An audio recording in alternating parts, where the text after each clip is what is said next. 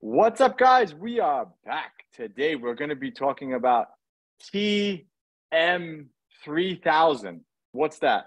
We want you to become the cybernetic organism to grow your gym and becoming a marketing machine. Because ultimately, the better you are at marketing, the more interest you get, the more people are going to opt in, the more people are going to want to come and join your program, which means more profit and freedom to you.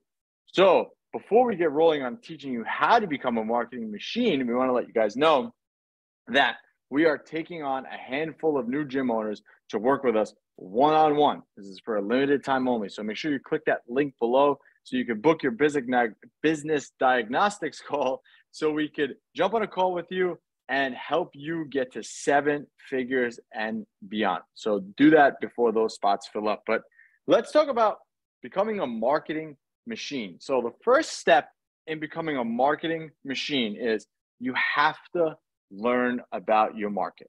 All right. While you guys are listening to this, I want you to check your phone. So when you pick up your phone, I want you to go on your Instagram page for the gym, and I want you to scroll through. What is on there? Is it pictures of you shirtless saying, "Come to my gym"? Is it pictures of the machines and the weights that you have? Is it things like that? Well, that's not ideal for getting your right clients in. So you need to learn about your market. And when I say learn about your market, we're not talking about what the gurus will tell you that, oh, you got to have a target demographic and you got to have all these different things and you have to create your ideal avatar. Like, yes, that is important to like that much of an extent, right? Like a little extent. Because ultimately we are a brick and mortar facility. Who's your active clients that you want in there? People who have money who are within 5 miles of your facility. That's ultimately your target demographic. But you need to be able to speak to those people. And those people who have money, who are willing to pay higher ticket, are a certain demographic of people. And you need to learn how to communicate to them. Standing there with your shirt off in a picture saying, "Come to my gym," is not going to attract the ideal client that you want. And a perfect example of this, there's a gym by me. It's I don't know what you want to consider it, but you ever hear of that gym, Jimmy, that called the Dog Pound? No. It's like okay, so there's a famous gym I think there's one in New York and one in LA. It's called the Dog Pound. And all like social media people, celebrities go there. That's their target demographic.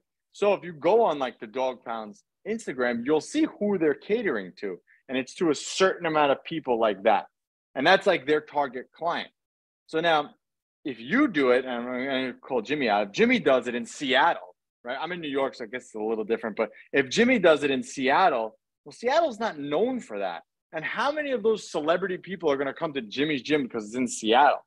This is not going to happen. So you got to learn how to talk to Mr. and Mrs. Jones, who are in their 40s and 50s, who are high net worth individuals, who have a busy schedule, and tell them and speak to them.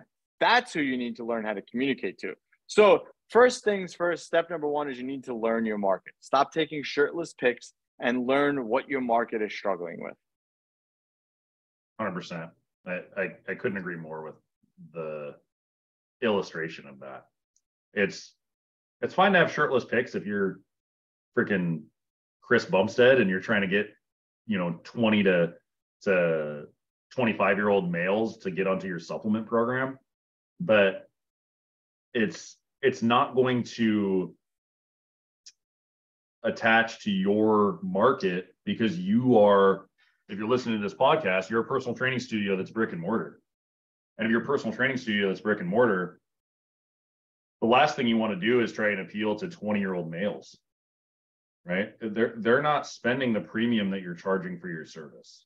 So who is the type of person that's going to spend the premium for your service, and how are you going to attract them?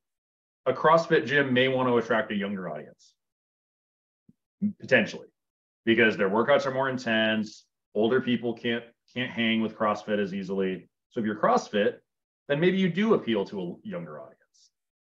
But if you're in a personal training facility, it's not about the target market. We serve this type of person. No, you serve the type of person that has money within 5 miles of your gym. Who is that type of person? Identify that person first. That's the person you appeal to. You don't decide who you appeal to and then, open in where I'm at in tech land, where everybody works for a tech company, and everybody works for a tech company and they're transplants from other countries and all this kind of stuff, and they're computer people, and go, I'm going to build a gym where I train hardcore athletes that are you want to be bodybuilders on stage. That's not going to get you to where you want to go, because that's a very, very small subset of the community that you're in for most markets in the United States. Every now and then there's a market where bodybuilding is really popular and you find a niche, but most of these people are online coaches.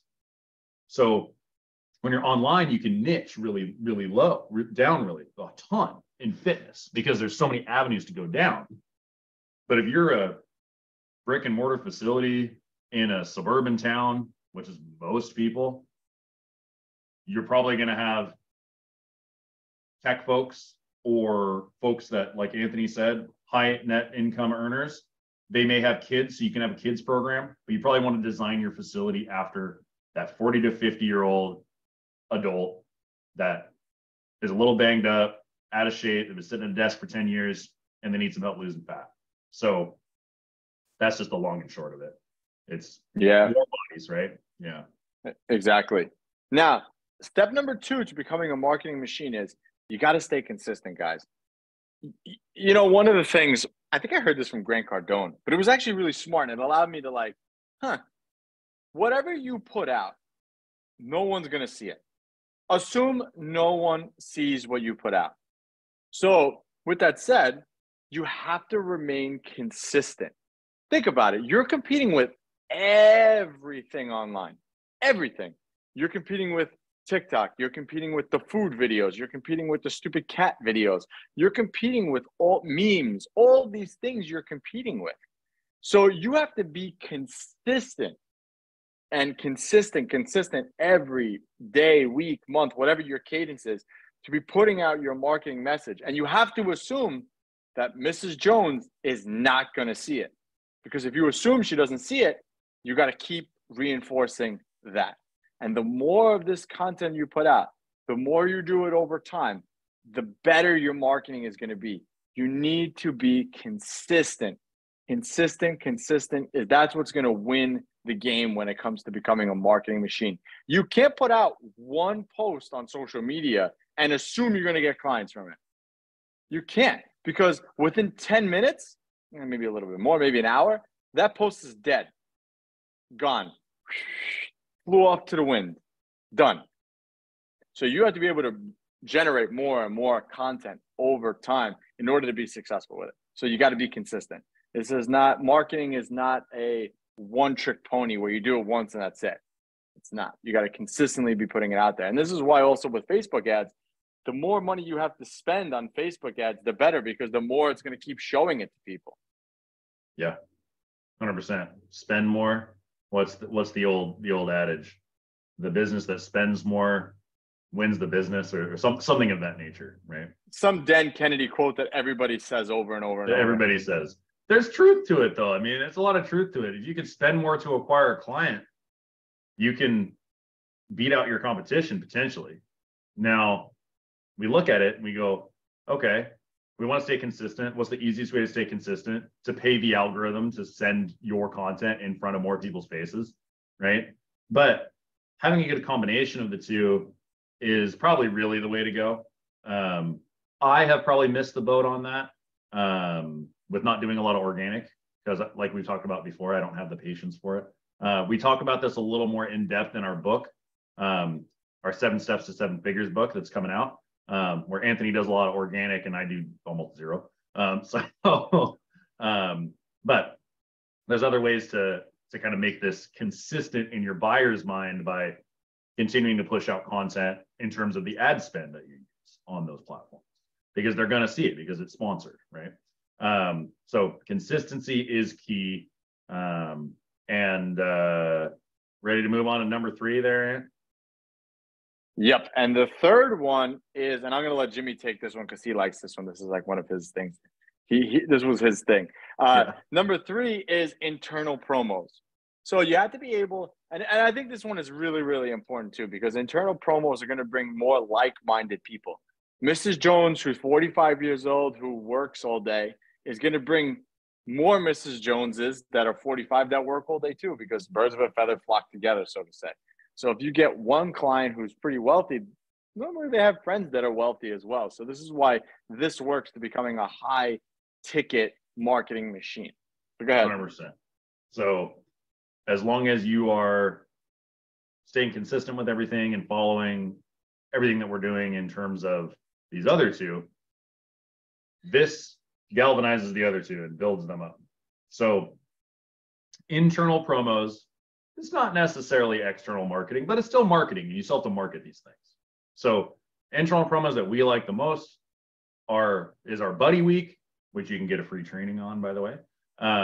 So our Buddy Week, our charity workouts, and our internal fat loss challenges, as well as some more specific referral promotions that's more like a giveaway, right? So these things all work together to drive more clients into your facility from your current member base. But you can miss the boat on it if you don't market it properly and consistently. So when we market it within our facility, let's just take the Buddy Week promo, for example, and we look at that. We want to have posters up around the gym. We want to have an email flow and a text flow that goes out in prep for that 10 days before that event happens. We want to have your staff have a script that they're going to follow to talk to each member to get more people in the gym. I'll be honest with you guys. We ran our last Buddy Week was much more successful than the Buddy Week that we ran previously, because the Buddy Week we ran previously, my staff was not on board with the scripting. They got lazy with the scripting. Okay, it happens, but you need to be reminded more than you need to be taught new things. And so once they got reminded that we need to be on top of talking to members about Buddy Week and getting the referrals in there, the last Buddy Week popped off without a hitch. So we look at it, we go, we need all these pieces in place. We need to remind our clients that this thing is happening in a tactful and fun, cheeky way, right? We have an email that goes out for our Buddy Week that says something like, the subject line is, "Do you have any friends?" ? So it's funny and cheeky and that kind of thing, but you have to make sure you have a 10-day cadence leading up to this. As an example, this is the example.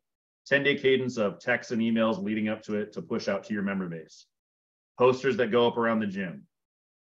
Videos and posts in your private members Facebook group. Your staff having the scripting around making this successful, and not asking if somebody's bringing a friend in, but asking who they're bringing in is very, very key with the language. So those things all need to be in place for all of these internal promotions that you run, whether it's a charity workout, a giveaway, a Buddy Week, or the like. We have to have this language, this announcement, changing the layout of the gym walls, changing posters, and posting it in your private members group and your list to make this all work properly. Yeah, and one of the things I will say too is I kind of said it before, but you got to assume Mrs. Jones is not going to see it. So if you get Buddy Week and you download those promos, assume that they never saw it, even if you run it. Jimmy and I run Buddy Week 6 times a year. So essentially we're sending the same campaign 6 times a year. Did the clients ever complain to you that they've saw that before, Jimmy? No. Not once. So there you go, guys. So stay consistent with your marketing. Learn about your target market. Stop posting shirtless pics and focus on those internal promos. And until next time, guys, it's Anthony and Jimmy, Fitness Profit Multiplier.